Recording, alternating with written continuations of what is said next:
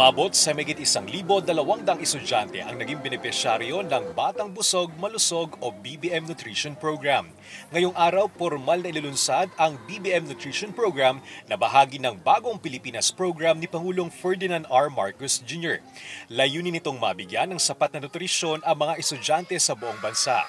Pinangunahan ang nasabing programa ni Presidential Advisor on Poverty Alleviation Secretary Larry Gadon na nagdiriwang din ng kanyang kaarawan. Nabigyan ng Nutribon, mineral water, powdered milk at oatmeal ang mga kinder at grade 6 student ng Raimundo Punong Bayan Elementary School sa Payatas, Quezon City.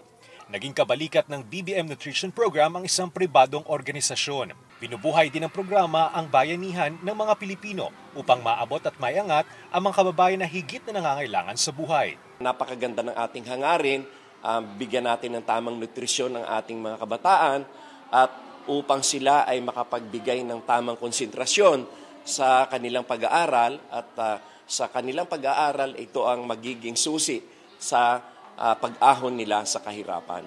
Maliban sa Payatas, Quezon City, mag-iikot din ang Office of the Presidential Advisor on Poverty Alleviation sa iba pang lugar sa Pilipinas.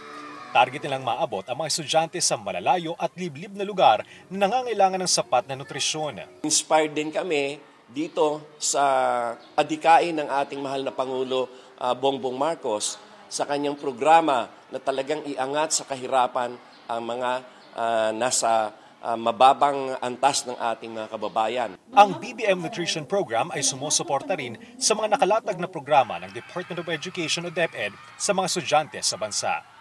Bernard Ferrer para sa Pambansang TV sa Bagong Pilipinas.